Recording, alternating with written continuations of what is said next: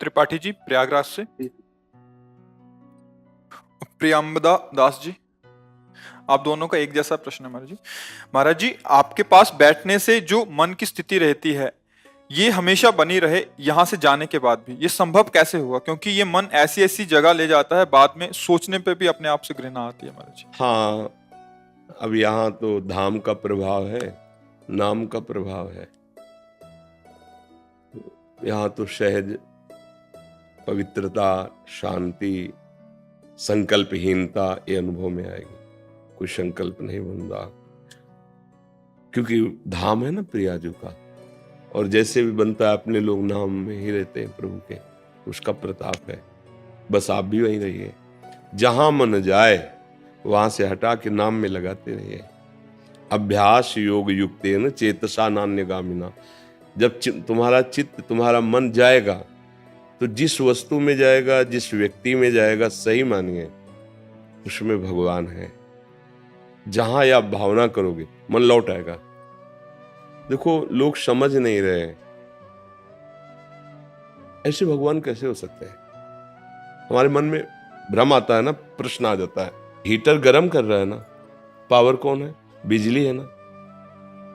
ये तेज रूप में प्रकाशित हो रहा है, प्रकाश ये बिजली है ना। मोटर रूप में पानी ऊपर खींच रहे, बिजली है ना। मतलब कहीं ना कहीं मेरे जीवन का योगदान है बहुत बड़ा, और छू जाए तो मृत्यु है ना।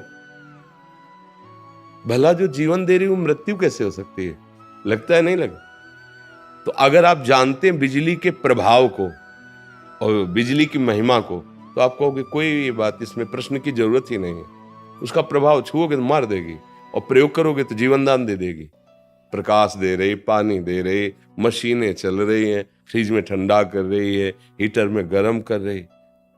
यंत्रों के प्रभाव से बिजली का बहुत रूप देखा जा रहा है, पर बिजली तो एक रस है ना। ऐसे ही त्रिगुण स्वभाव से ये लीला, कोई राक्षसी स्वभाव वाला, कोई राजसी स्वभाव वाला, कोई सात्विक स्वभाव वाला, कोई भगवत स्वभाव वाला, लेकिन बिजली सब में एक ही है। पावर, भगवत शक्ति सब में एक ही है। अगर उसको जान जाओ तो अमर हो जाओ। बस उसी को जानने के लिए मनुष्य शरीर मिला है। तो जहां मन जाए, मत्तः परतरम नान्यत किंचिदस्त धनंजय। हे धनंजय, मेरे सिवा किंचन मात्र कुछ नहीं है। भगवान के मानी संख्या आपको लग रहा है ये दुष्ट है, ये राक्षस है, ये पापी स्वभाव वाला है, ये गंदा है, ठीक है, धैर्य रखिए। आप सवाल में मानी संख्या लिखिए कि इसमें भी प्रभु है। हम ये नहीं कह रहे यही प्रभु है, वास्तविक यही प्रभु है, पर आप लिखिए इसमें भी प्रभु है, इसमें भी प्रभु है। और नाम जप कीजिए। जहां जहां मन जाए वहां से हटाइए, और जहां जहां मन जाए वहां प्रभु की भावना कीजिए। दोनों स्थिति में एक दिन अज्ञान नष्ट हो जाएगा, और आपको दिखाई देगा जित देखूं तित श्याम मैं वही है। बस ये बड़ा विचित्र नाटक चल रहा है। बिना भगवान की कृपा के भ्रम नहीं जा सकता। जासु कृपा सब भ्रम मिट जाई, गिरजा सोई कृपालु। या रहस्य रघुनाथ कर बेग न जाने कोई, जो जाने रघुपति कृपा सपने मोह। सच्ची सच्ची बड़ा नाटक चल रहा है। एक नाटक अनेक रूप में कर रहा है, इसलिए समझ में नहीं आ रहा। और वही आपका भी स्वरूप है, पर आप भ्रमित हैं इसलिए नहीं समझ पा रहे। नहीं, हमारा स्वरूप ही है शांतम, शाश्वतम, अप्रमेय, जो हमारे प्रभु का स्वरूप है ना। प्रभु का स्वरूप जब हम गाते हैं तो शांताकारम और भुजग शयनम। सांप देख के डर लगता है, और सरकार सोकार है, अनंत फणधारी भगवान शेष की सैया में। और स्थिति क्या है? शांताकारम, भगवान शिव के गले में वासुकी नाग में बैठे हुए हैं। शांतम शाश्वतम अप्रमेय मनघम निर्वाण शांति प्रदम, हमारा मोक्ष स्वरूप है। मुक्त, कोई न बांधा है न बांधेगा, शांत स्वरूप है, अप्रमेय, उपमा रहित है, अक्लेद्य, अशोष्य, अदाय हमारा स्वरूप है। हमारा स्वरूप शरीर भाव को लेकर के हम सब फंस गए हैं। अब इतनी मलिनता है कि ये बात समझ में नहीं आ सकती। भला क्रूर दुष्ट पापी में तुम भगवान देख सकते हो क्या? गर्मी फेंक रही, वही ठंडी फेंक रही, समझो ना। वही पावर गरम, वही पावर ठंडा। जो ठंडा है वो गर्म कैसे हो सकता है? जो गर्म है वो ठंडा कैसे हो सकता है?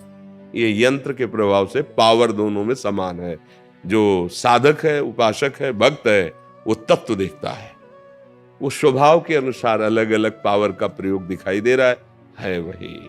जहां ये बात समझ में आने लगी है वही, तो हर स्थिति में शांति कभी छोड़ेगी नहीं। अभी क्या, अनुकूल हुआ तो थोड़ा हर्षित हो गए, प्रतिकूल हुआ तो शोकित हो गए, अच्छा हुआ तो आनंद का अनुभव हुआ, बुरा हुआ तो क्लेश का अनुभव। इसी स्थिति से ऊपर उठने के लिए साधना की जाती है, आराधना की जाती है। बाहरी कोई छूछा तुम्हें सुखी नहीं कर सकता। बस ये समझ में तुम्हारी हमारी बात आ जाए, तुम खुद सुख स्वरूप हो, तुम विवेक धारण करो, किसी बाहरी वस्तु की आवश्यकता नहीं, आप खुद सुख का दरिया हो, क्योंकि ईश्वर का अंश है ना, आनंद समुद्र, भगवान का अंश आनंदमय है। बस ये बात हम आनंद की खोज रुपए में करते हैं, पद में करते हैं, भोगों में करते हैं, इसीलिए हमें आज तक आनंद नहीं मिला है।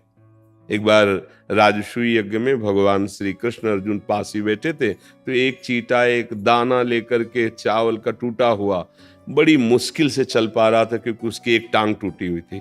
तो अर्जुन जी की दृष्टि पड़ी, कहा प्रभु राजसूय यज्ञ में सब आनंद ले रहे हैं, ये चींटा कितना कष्ट पा रहा है, क्या इसको भी कभी सुख मिलेगा?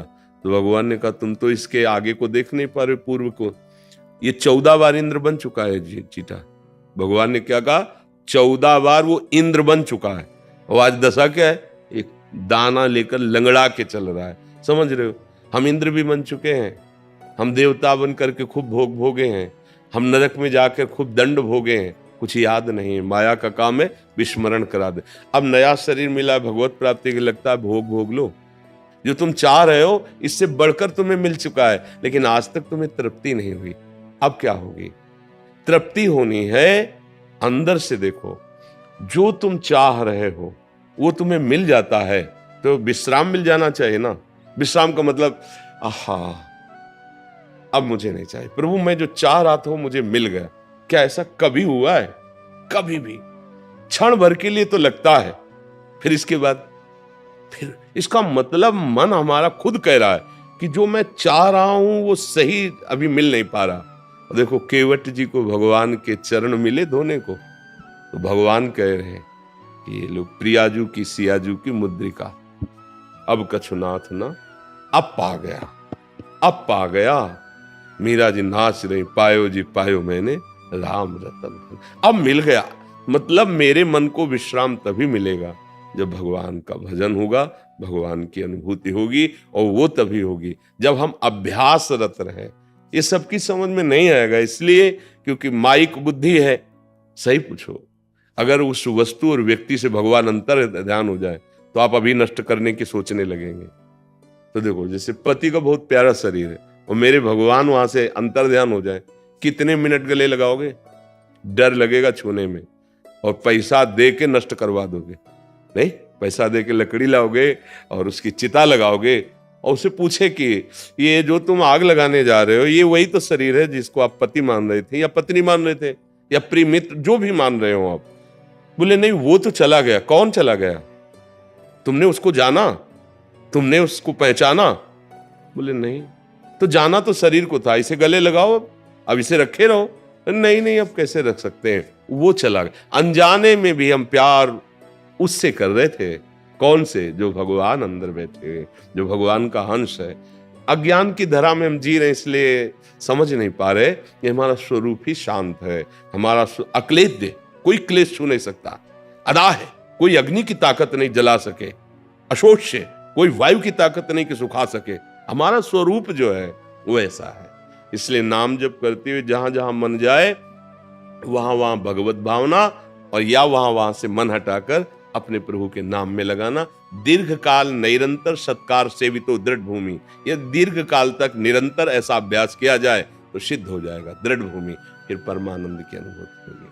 सही सही काकभूषुंड जी गरुण जी से अपना अनुभव कहते कि कोई ऐसी योनि नहीं जहां मैं गया न हो, कोई ऐसा कर्म नहीं जो मैंने किया न हो, लेकिन सुखी न भयो आज की राय। आज जैसा मुझे सुख भगवान की भक्ति में मिला वैसा कहीं नहीं मिला।